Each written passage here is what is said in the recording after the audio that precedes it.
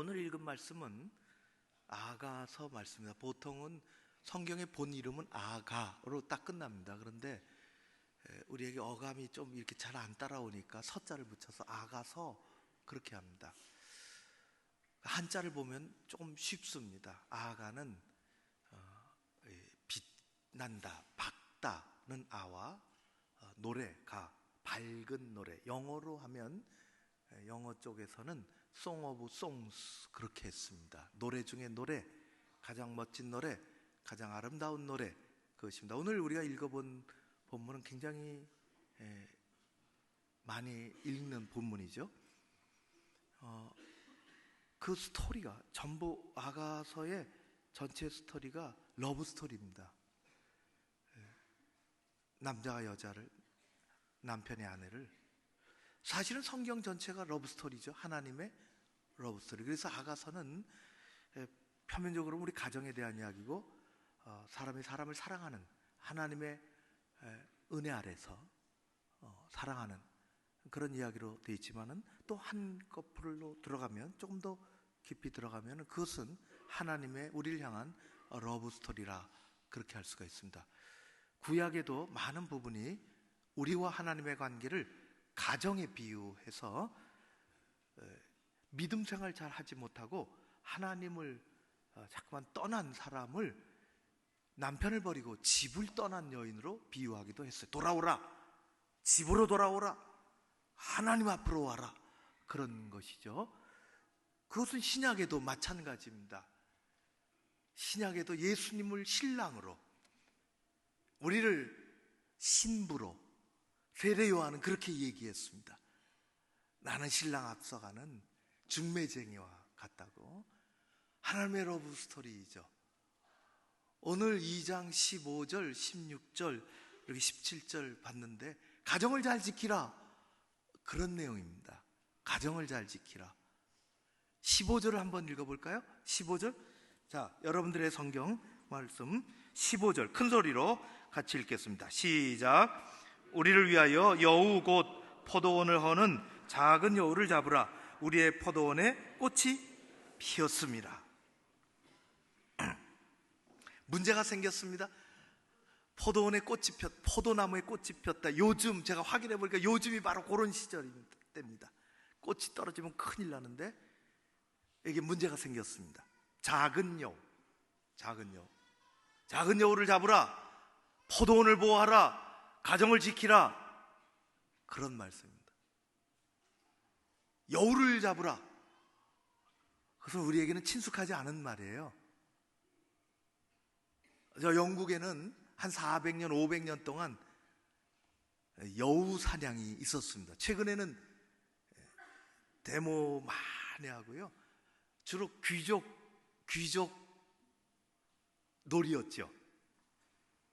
말을 타고 채찍을 들고 수십 마리 사냥개들을 데리고 나가서 풀어서 여우 사냥개들이 굴을 뒤지고, 그래서 여우를 잡아오고 그것을 즐기는, 자기는 손끝 하나 하지 않고 그것을 즐기는, 그래서 동물 애호가나 오늘날의 시대에는 이게 너무 안 좋은 스포츠다. 그리고 그 여우들을 보니까, 그래서 막 데모가 우리의 정서에는 잘 맞지 않지만은, 그래서 런던에서는 수백만이 모여서 데모도 하고, 찰스 왕자는 영국에 여우 사냥이 없으면 나는 영국을 떠나고 싶다, 그렇게까지 반대할 정도로. 그러나 뒤집어져 갖고 법이 돼서 아무튼 그렇게 됐어요. 여우를 잡는 것이 그쪽 문화에서 오늘날에 합당치 않은 것이죠. 우리에게는 아픈 역사가 있습니다. 이문열의 소설도 있죠. 여우사냥. 1895년 10월 8일 새벽, 아직 동트기 전에 명성황후가 잠들어 있는 침실 오코루로 일본의 낭인들이, 깡패들이 일본 칼을 들고 난입을 해서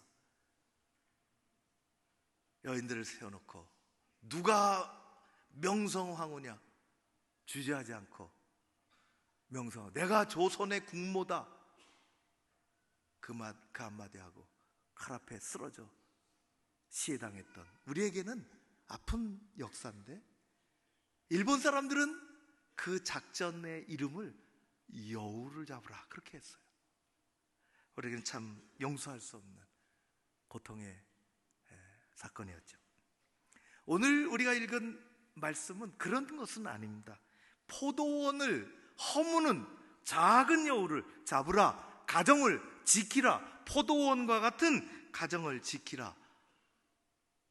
실제로 우리나라 포도원에는 그런 일이 일어나지 않지만은 팔레스타인에는 작은 여우, 콧등성이서부터 꼬리까지 기껏해야 한 40cm 정도 되는 작은 여우들이 많이 있다고 그럽니다. 아주 골치 아픈 녀석들입니다.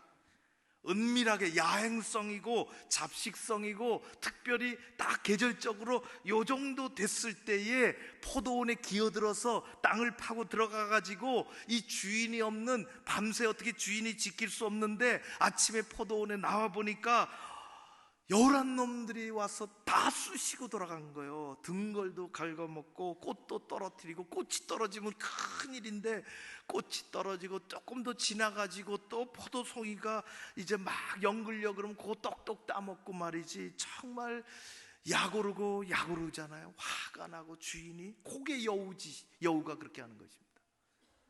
가만히 제가 생각해 보면 여우는 무슨 짓을 해도 여우 짓이에요. 아주 요즘 우리가 그런 시점이에요. 다행히 우리나라에는 여우가 없지요. 포도원에, 포도밭에. 그래도 여우 짓을 하는 건 뭐가 있을 것 같아요. 그래 힘들죠. 작은 여우가 좋은 포도밭에 담장 밑으로 기어들어가 귀중한 포도 농사, 한 해 농사를 망치게 되는 거죠. 망치게 하는 것입니다. 그것을 비유로 얘기하셨어요. 비록 여우는 작을지라도 이를 잘 막아내지 못하면 포도 농사가 망치는 것처럼 우리의 가정, 우리 가족을 잘 지켜야 한다. 작은 여우가 늘 문제가 된다 하는 것입니다. 어떨 때 문제는 정말 사소한 곳에서 일어납니다. 오래전에 우리 고흥 그쪽으로 가본 적이 있습니다. 우리 청년들이 거기서 수련회를 한번 한 적도 있고요. 목사님들하고 저 소록도 가다가 거기 들러본 적도 있습니다. 제가 존경하는 영웅이 거기 출신이더라고. 김일 레슬링 선수, 박치기 왕. 제가 정말 그거 보고 흥분을 했어요. 여기가, 우리에게 더 잘 알려진 것은 나로 로켓이 거기서 발사된다는 것입니다. 3차까지 해서 성공을 했지만은 1, 2차는 다 실패를 했어요. 1차 때는 정말 우리가 기대하고 텔레비전 앞에 가까이 다가서서 전 국민의 관심을 끌고 있었는데, 이게 끄트머리에 로켓이 어마어마하게 큰 것이 올라가는 이유는 맨 앞에 인공위성을 달고 그거를 우주의 궤도에 쏘아 올리려고 하는데, 그걸 덮고 있는 전문 용어로 하면 페어링이라는 것이, 그게 쫙 열려야 되는데 그게 안 열린 거예요. 1차는 그렇게 해서 실패했습니다. 너무너무 힘들다. 그래갖고 면밀하게 연구해가지고 다시는 실수가 없어야지. 그렇게 해서 2차 시작이 됐어요. 2010년 6월 9일 카운트다운이 시작이 됐습니다. 우주선이 굉음을 내고서 푸른 하늘을 향해서 다시 솟구쳐 올랐습니다. 우리의 꿈을 담고서 1,000억 원짜리가 올라가기 시작하는 거예요. 2차 성공해야 되는데 안타깝게도 3분이 채 지나지 않아 137초 만에 공중에서 1,000억 원짜리가 폭발하고 말았습니다. 전문가들이 조사를 했답니다. 3개월 동안 면밀히 조사했대요. 1차 때는 그렇게 사고가 났고, 2차 때는 뭐냐, 2차 때는 이렇게 더 어처구니 어이없는 그런 실수가 있었다는 거예요. 우주선은 이 우주 로켓은 길지만은 1단이 있고, 제일 대부분의 연료통이죠. 그걸 쏴대고 올라가는 겁니다. 그 가운데 있는 게 2단, 맨 끝이 제일 중요한 게 3단.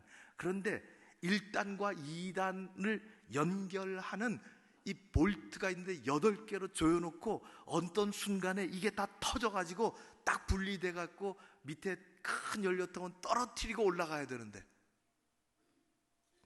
7개는 끌어지고 잘 됐는데 하나가 안 끌어졌다는 거예요. 그래 폭발하고 말았죠. 지금 저만 열받고 설명하는 것 같아요.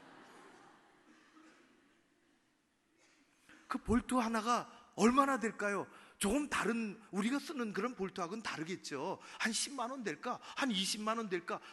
그거 하나 잘못돼가지고 1,000억 원이 날아간 거예요. 이런 우리 사회에 이런 예는 너무나 많습니다. 하나가 잘못돼서. 얼마 전에 비행기가 추락하지 않았습니까? 그것도 그러죠.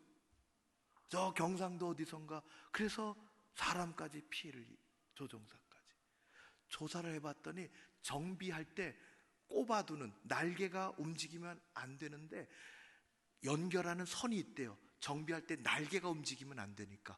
그리고 다 정비했으면 그걸 하나 뽑아야 되는데 안 뽑은 거예요.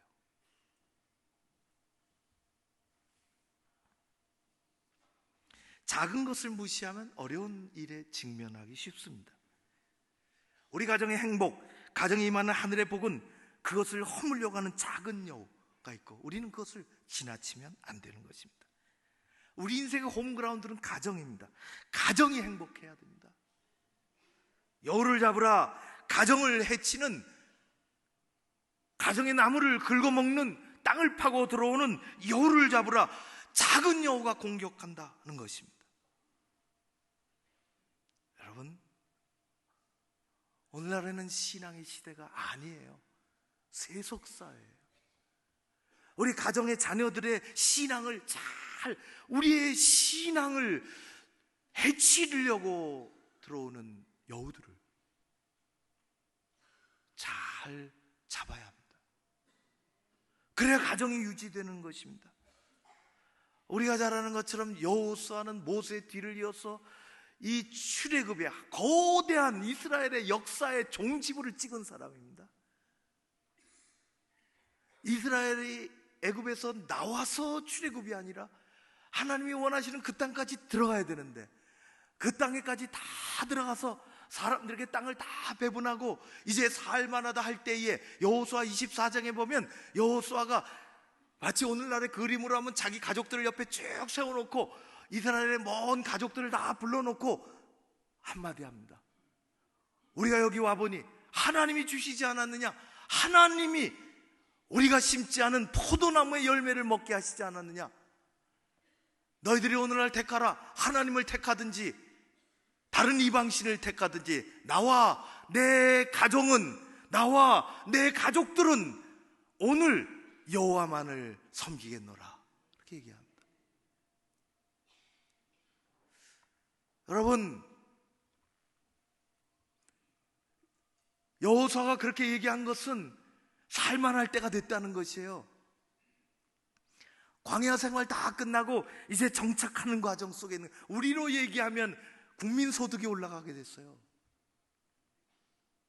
국민소득이. 이스라엘 백성들이 광야 생활할 때에는 어디 딴 데 갈 수가 없어요. 그 대열에서 이탈하거나 뒤처지면 큰일 나니까. 그런데 이제 정착 생활합니다. 자기 집이 있고 자기 땅이 있고 자기 재산이 있고 포도원이 있고 이제 돌아다녀도 괜찮아요. 국민소득이 올라갈 때 문제입니다. 여러분, 우리의 가정을, 우리의 가정의 신앙을 우리가 지켜야 할 줄로 믿습니다. 아내들은 남편 신앙을 챙기십시오. 모른 척하고 그렇게 지나가지 마십시오. 남편은 아내 신앙을 챙기십시오. 부모는 자식의 신앙을 챙겨야 합니다. 지금 어디 있는지, 하나님 앞에 예배하는 자리에 있는지, 부모가 다니는 교회 애정을 가지고 그 자녀가 다니는지 이 시대에 가장 필요한 것은 우리 가운데 신앙이 엷어지지 않고, 옛날에는 신앙이 두터워지는 시대에 살았어요. 우리는 그런 것을 경험했습니다. 기도의 열기가 여전히 있었으며 잘 살다 보니까 교회가 가난할 때는 이것저것 다툰 일도 없었어요. 서로 부둥켜 안고 살아야 되니까. 이게 먹고 살만하게 되니까 이게 문제가 생기는 거예요. 옛날에는 신앙이 두터워지는 그런 사회 속에서 우리가 살았습니다.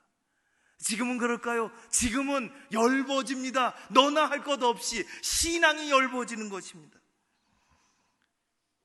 여호수아는 믿음의 계승을 얘기하고 있어요. 여러분, 부모 세대가 지난 다음에 자녀 세대의 신앙이 어떤지를 우리는 잘 헤아려야 하는 것입니다. 남편은 아내의 신앙을 챙기고, 아내는 남편의 신앙을 챙기고, 부모는 자녀된 이들의 신앙을 잘 살피고, 작은 여우가 자꾸만 허물어뜨리려고 하죠. 여러분 가정 모두가 아브라함의 가문과 같이 그런 귀한 가정들이 다 되시기를 주의 이름으로 축원합니다. 이 시대에 여우는 우리 가정에, 우리들에게, 이 사회 속에서 우리들에게, 세상 사람들에게 가정이 소중하다는 생각이 자꾸 허물어지게 만듭니다. 가정이 소중하다는 생각을 자꾸 잊어버리게 만듭니다. 우리가 마지막까지 지켜야 할 가치는 가정에 있으며 내 사랑하는 가족들에게 있습니다. 우리말에 콩가루가 있어요. 콩가루. 가끔 그렇게 쓰더라고요. 콩가루 집안이라고. 그리고 그 말을 듣다가 제가 생각이 났어요.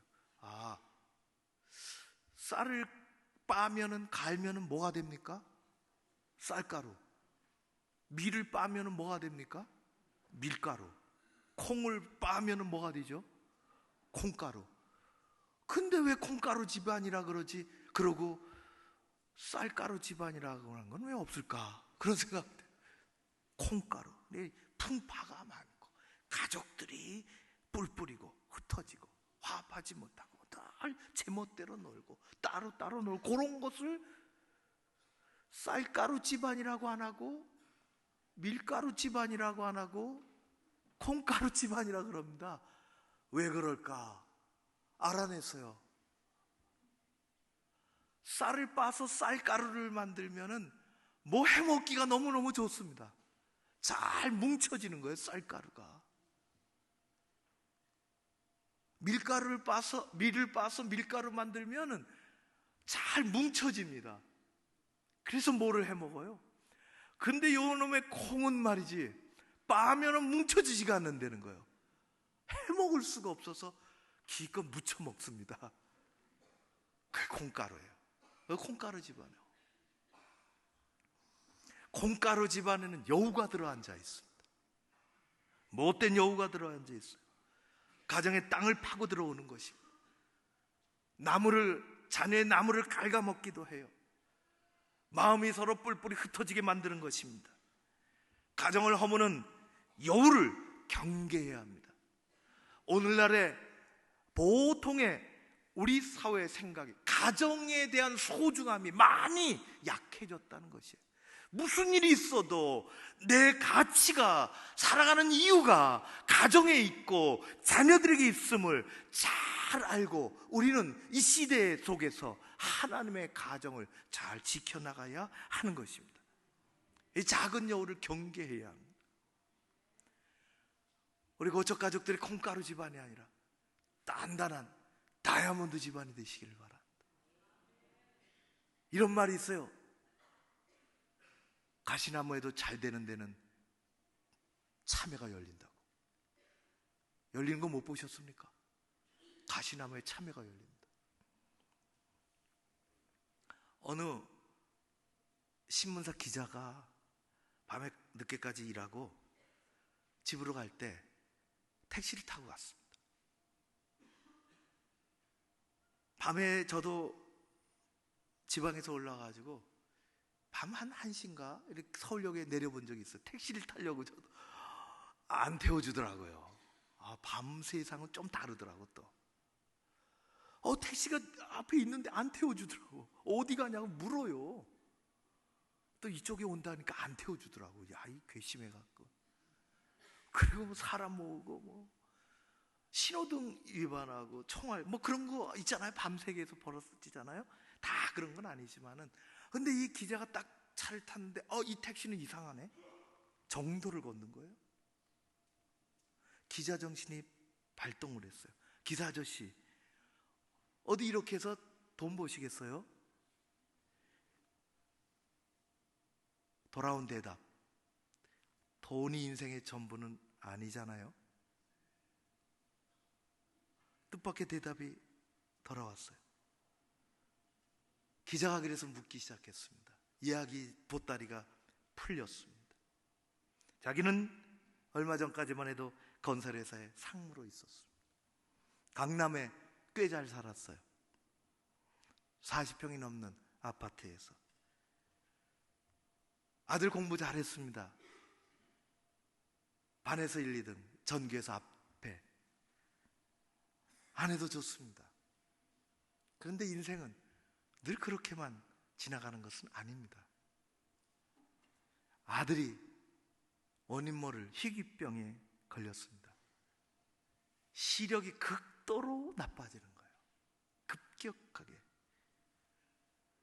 설상가상으로 건설 경기가 안 좋았습니다. 구조조정으로 퇴직했습니다. 아들 고쳐주려고 온 정성을 다 쏟아 병원비로 아파트까지 다 날렸습니다. 죽고 싶었습니다. 죽으려고 했죠. 마지막에 아들을 한번 보고 죽으려고 병원에 갔습니다. 눈에 붕대가 층층 감겨있는 그 아들의 머리에, 눈에 자기도 모르게 마음이 울컥하면서 손을 얹었습니다. 처음이었죠. 아들이 드러누워 있다가 이렇게 얘기합니다. 아빠 손이 참 커서 좋아요. 따뜻해서 좋아요. 그 말에 아빠는 할 말을 잃었습니다.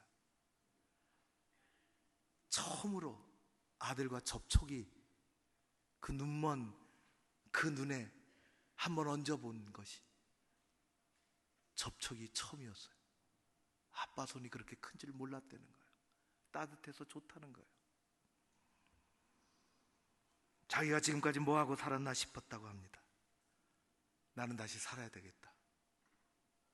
자살의 생각을 포기하고 길거리로 나가 택시라도 내가 운전해 이 가정을 지켜야 되겠다. 아들의 시력은 더 이상 나빠지지 않고 두꺼운 안경을 썼지만 그럭저럭, 글씨는 잘 안 보이지만 그럭저럭 성적은 떨어졌지만 살아갈 수 있습니다. 얼마나 행복한지. 그가 행복하다고, 인생의 돈은 전부가 아니라고 이야기했습니다. 우리 행복은 어디서 올까요? 우리는 동물과는 다릅니다. 동물은 본능에 충실하게 살아갑니다. 그러나 우리는 행복을 추구하는 하나님의 백성들입니다. 그게 잘못돼서 불행의 덫에 걸리기도 합니다. 하나님은 우리가, 하나님의 자녀들이 행복하게 살기를 원하십니다. 택시 운전하시는 그분의 입에서 돈이 인생의 전부가 아니라는 이야기가 그 기자의 가슴을 때렸습니다. 성경은 말씀하십니다. 잠언 15장 하나님 말씀하시기를 가산이 적어도 여호와를 경외하는 것이 크게 부하고 번뇌하는 것보다 나으니라. 채소를 먹으며 서로 사랑하는 것이 살찐 소를 먹으며 서로 미워하는 것보다 나으니라. 우리가 누려야 할 행복의 출발은 가정에 있습니다. 가정을 떠나서는 그의 행동이, 그의 삶이, 그의 말이 다 공허해지기 쉽습니다. 내가 지금까지 뭐하고 살았나 하는 것입니다. 남편은 남편대로, 아내는 아내대로, 부모는 부모대로, 자녀는 자녀대로 서로를 소중하게 여기고 고맙게 여기고 가정이 소중하다는 것을 우리는 지켜나가야 하는 것입니다. 싱가포르는 말레이계가 주종을 이루지만은 다민족 사회입니다. 제가 어느 한 영상을 봤는데 싱가포르의 어느 장례식장 다 거의 끝나고 말미에 남편을 먼저 보낸 아내가, 엄마가 나와서 조문객들이 앉아있고 자기 자녀가 한쪽에 앉아있는데 마지막 한마디를 합니다. 그 말이 너무너무 재미있고 너무 의미가 있습니다. 그 사람은 인도계 사람 같아요. 화면 한번 보시기를 바랍니다. Mrs. Lee, I believe you have some words to say about the dearly departed.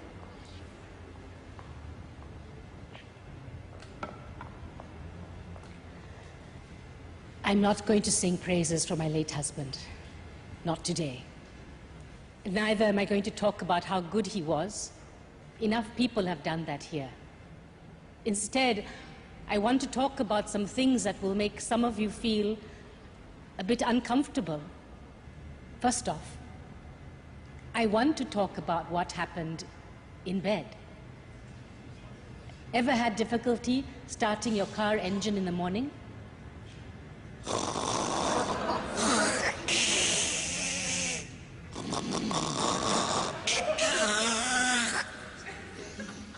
Well, that's exactly what David's snoring sounded like.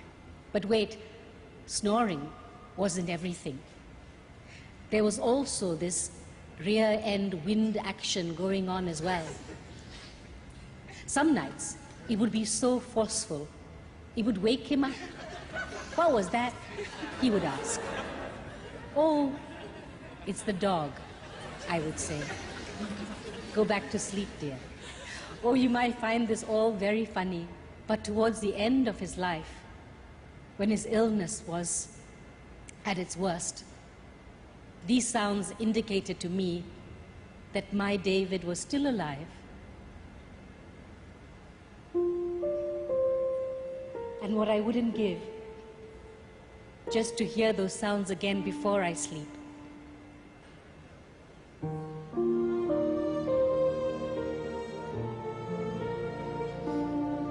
In the end, it's these small things that you remember, the little imperfections that make them perfect for you. So to my beautiful children, I hope one day you too find yourselves life partners who are as beautifully imperfect as your father was to me.